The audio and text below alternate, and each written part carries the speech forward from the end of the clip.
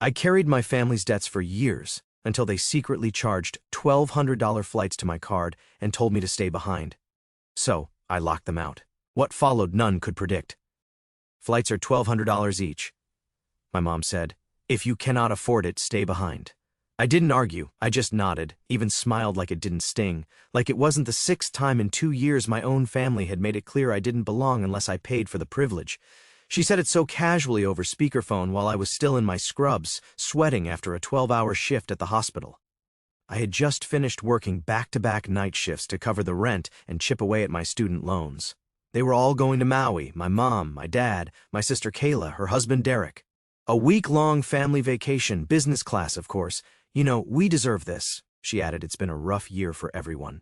Everyone. As if I wasn't part of that everyone. As if I hadn't loaned Kayla $2,500 last April when Derek lost his sales job or covered Dad's medical deductible when his blood pressure spiked and he refused to go to urgent care because of cost.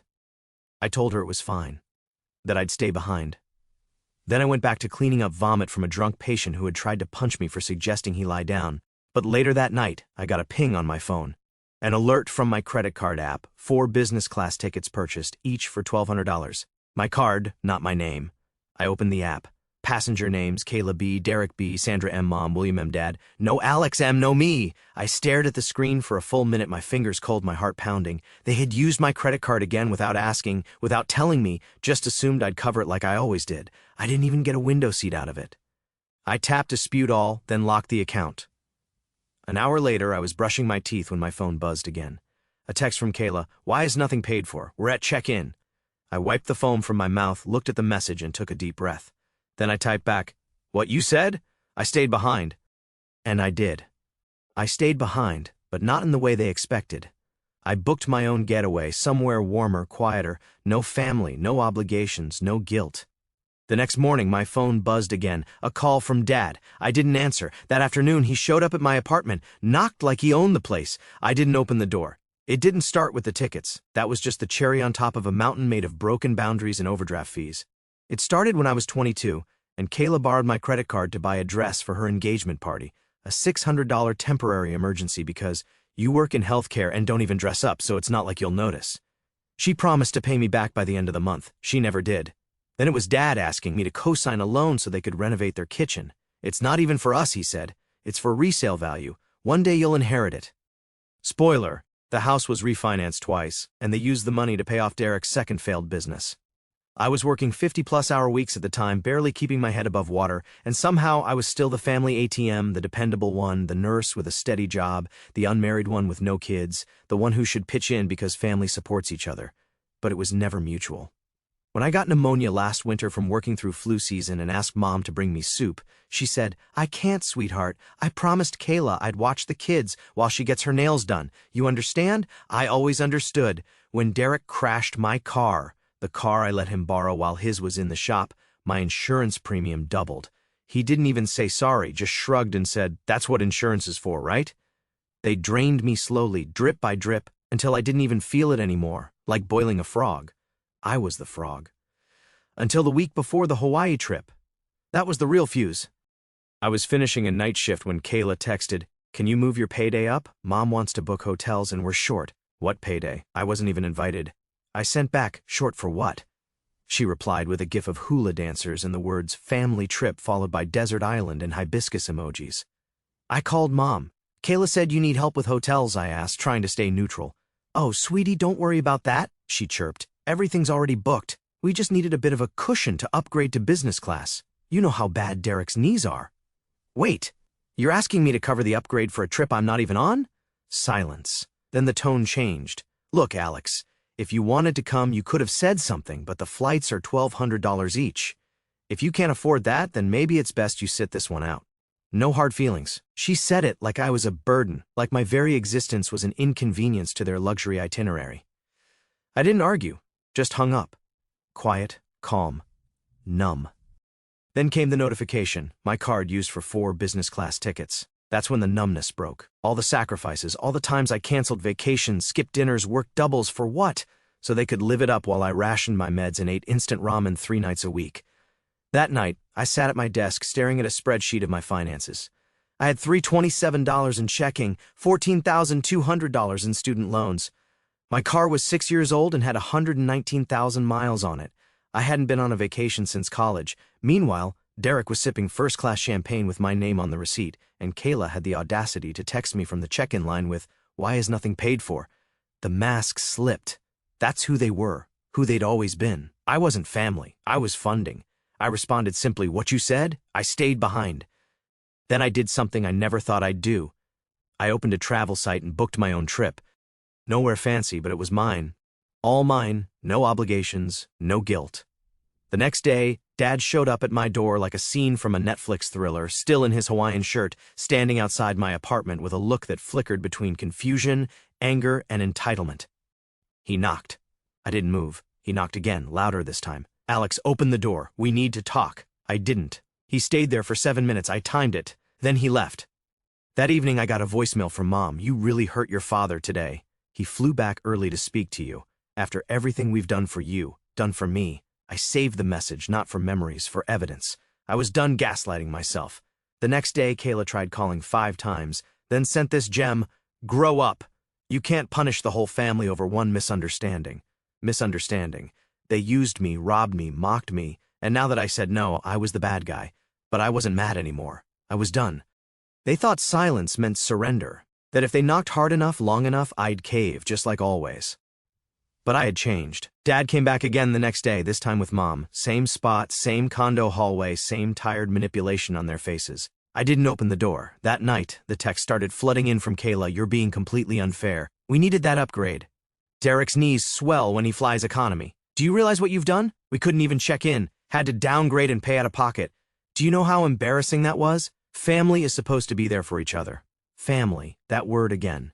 I typed, deleted, retyped. Then I sent one message.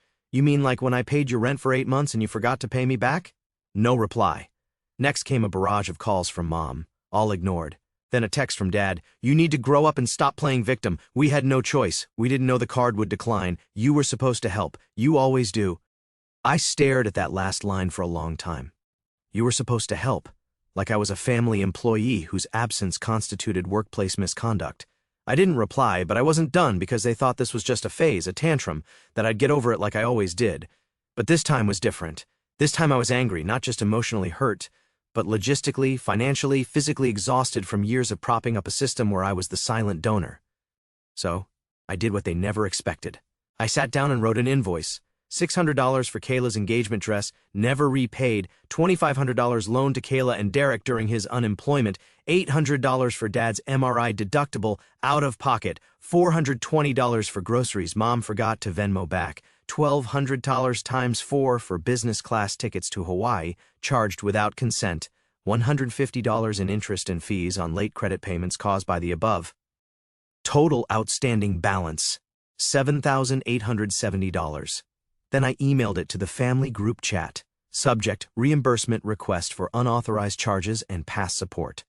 Body, per your belief that family should be there for each other, please see the attached breakdown of financial support I've extended over the past 24 months. As of July 1st, I will no longer be subsidizing family expenses.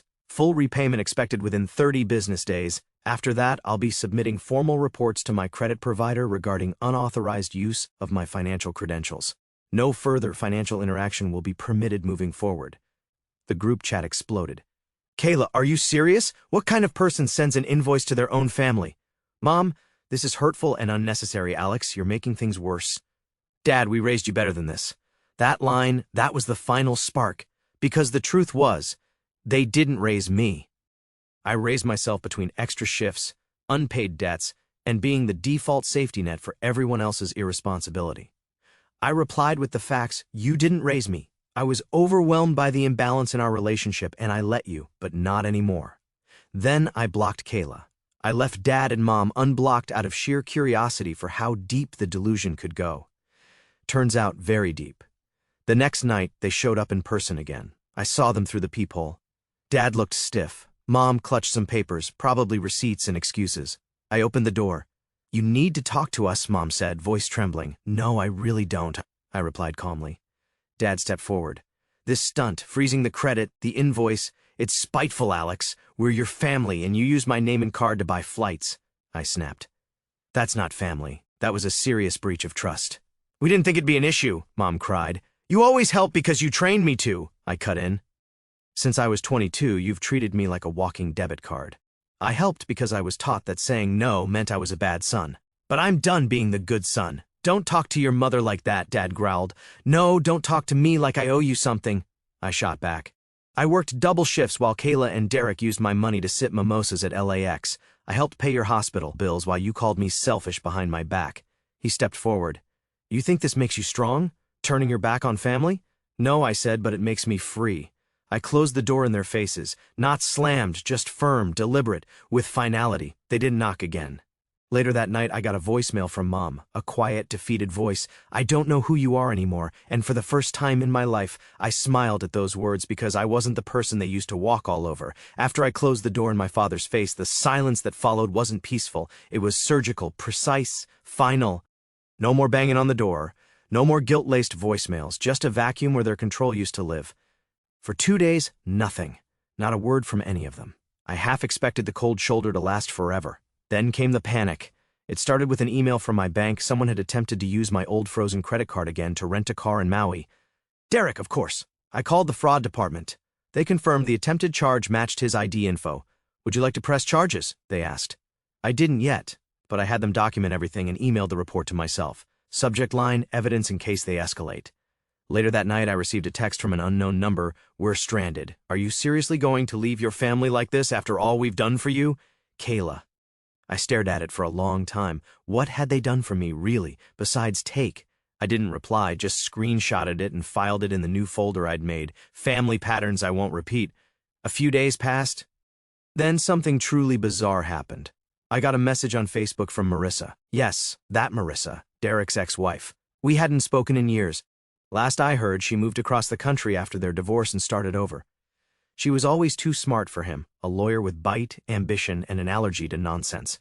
Her message was simple. Hey Alex, sorry to pop in like this, but you might want to talk. I replied, is this about Derek? She sent a thumbs up and then a file, a PDF. I hesitated for a second, then opened it. Inside, screenshots, bank transfers, a paper trail. Apparently, Derek had been rerouting funds from a joint family account Mom and Dad gave him access to for emergencies. He was gambling again. Crypto this time. High risk, low IQ. It got worse. In the screenshots, there were emails, one from Mom begging Marissa to please not report anything, another from Dad saying, we'll fix this. Alex doesn't need to know. They knew. They all knew. They hid it from me because they were scared I'd cut them off before I actually did. The plane tickets were just the tip of the iceberg. They had been bleeding me dry to cover up Derek's financial mess. I called Marissa immediately. She picked up on the second ring. I wasn't sure you'd even want to talk, she said, but I couldn't keep watching from the sidelines. I know how they used to treat you. I asked why she was sending this now. She paused. Because you're finally doing what I should have done years ago, walking away, and I thought you deserved to know the truth. That night, I printed every page, every transfer, every shady message. I stapled them together and walked them to my desk. And for the first time in years, I slept with the window open, a breeze in my room, no anxiety buzzing in my chest. The next morning, I got a call from an unknown number. I let it go to voicemail. It was Dad, his voice low, not angry, strained. Alex, I don't know what to say. Your mother is sick with stress. Kayla's not eating. Derek, he's not doing well. We made mistakes, sure, but you've made your point. I'm asking man to man, can we please talk? I typed one sentence and texted it back. You're not entitled to grace you never earned. That week, I sent the invoice again, this time with Marissa's files attached as an addendum, supplemental evidence. I copied Aunt Linda and, just for fun, forwarded a redacted version to Dad's employer's HR department anonymously. A few days later, I got an alert. Dad was no longer listed on the company site. I didn't celebrate. I wasn't angry, just detached. Meanwhile, my life bloomed. I enrolled in therapy, real in-person sessions. I took long walks, bought a bike, cooked something new every weekend. I started seeing a woman I met at the hospital cafeteria, Leah. Soft-spoken, curious, no idea who my family was. I told her about them, about me, about the version of myself I was finally building without them. One afternoon, Leah and I sat on my couch reviewing a local hiking trail. She pointed to one and smiled. Want to go next weekend? And for the first time in years, I didn't have to check my bank account. I just said, yes. Weeks later, I got one last letter, handwritten, no return address. I recognized the handwriting, Kayla. 5 pages of manipulation masquerading as an apology. We all make mistakes. You took it too far. Mom cries every day. You've turned your back on blood. At the end, she wrote, "We're family. Nothing changes that." And I realized she was right. We are family. That's what makes this even worse, because it wasn't strangers who stole from me. It was the people who knew me best and still did it anyway. I folded the letter, placed it on top of the Marissa file, and locked them both in a drawer. The night before my birthday, I got a card in the mail. Simple. No signature, just 3 words, "I see you." It was from Marissa, and in that moment I smiled because someone finally did. It's been 6 months since I slammed the door on my past. 6 months since I stopped apologizing for saying no. 6 months since I finally looked at myself in the mirror and didn't see a walking wallet, but a man, whole and untethered. I used to think closure meant they'd come to me, heads bowed, tears in their eyes, offering apologies and redemption. But closure wasn't their job. It was mine. 3 weeks ago, I ran into my mother. Total accident. I was grabbing my morning espresso at a quiet downtown cafe, still half asleep, earbuds in, hoodie up. Then her voice, "Alex." I looked up, and there she was, smaller than I remembered, not just in stature, in presence, like time had shrunk her. She smiled like nothing ever happened, like we didn't go to war with silence and invoices. "Can we sit?" We sat. She talked first, rambling. No real apologies, just memory revision. We were just trying to hold things together. We didn't realize how much you were carrying. "If we could go back, maybe we'd do some things differently." No ownership, no mention of the fraud. No word about Derek trying to use my credit again. No accountability for Kayla's venom. Just an emotional dress rehearsal where I was supposed to play the forgiving son. But I was done with that role. Then came the inevitable. "Do you hate us now?" I didn't flinch. "No," I said, "but I don't owe you anything anymore." She blinked. "But we're family." "That's not an argument," I replied. "That's an excuse." She reached into her purse and handed me an envelope, stood up, said she hoped I'd come back to them someday. I told her calmly, "I already did to tell you I'm not coming back." When she left, I opened the envelope. A check, $7,870. No note, no apology, just silence with a $sign. I didn't cash it. Not immediately. I pinned it to my wall above my desk, next to a quote that changed my life. "You are not required to set yourself on fire to keep others warm." Kayla never reached out directly again. But Marissa did. Turns out, after sharing Derek's financial lies with me, she sent the same packet of proof to a family law attorney in the state fraud office. Derek is now under investigation for wire fraud and misappropriation of family funds because, guess what? He didn't just use my card. He also skimmed from Mom and Dad's retirement fund. The same people who once told me he's just going through a rough patch. Poetic. I had asked Marissa point blank why she would go out of her way to help me, especially given how messy her own divorce from Derek had been. Her answer was simple, direct, and it hit me harder than I expected, because you deserve backup. And I couldn't sleep knowing they'd keep bleeding you dry. The way she said it, with such quiet conviction, made me realize that she saw something in my situation that I had been blind to for years. The systematic exploitation disguised as family loyalty. Marissa had transformed from simply being Derek's ex-wife into something far more powerful. She was a truth bomb armed with irrefutable receipts, documentation that would finally expose the web of lies my family had been spinning. Meanwhile, Dad's world began unraveling in ways I hadn't anticipated. He lost his job without fanfare. No dramatic exit or company-wide announcement. Just a quiet removal from the employee directory, whispers in the break room, and the kind of corporate silence that speaks volumes. Word through the grapevine suggested that HR had initiated an investigation after receiving an anonymous packet of information that painted a picture of financial impropriety and questionable judgment. The timing was too perfect to be coincidental. Dad tried reaching out to me one final time, his voicemail a masterclass in deflection and wounded pride. "You made your point, Alex. You've embarrassed all of us. But family is not a transaction. You'll regret this." I listened to those words twice, then deleted the message without responding because the bitter irony was too obvious to ignore. Family had become nothing but a transaction, but it had always been catastrophically one-sided. In stark contrast to the chaos swirling around my biological family, my relationship with Leah remained a beacon of stability and genuine connection. When I finally worked up the courage to tell her everything, the financial abuse, the manipulation, the years of being treated like a human ATM, I braced myself for judgment or, at minimum, concern about what kind of drama she was getting involved with. Instead, she listened without flinching, absorbed every ugly detail, reviewed the bank records I showed her, and when I finished, she simply took my hand and said, "I'm proud of you for not letting it turn you bitter." Those words meant everything because she was the first person in my adult life who never expected me to earn her love through financial sacrifice or emotional martyrdom.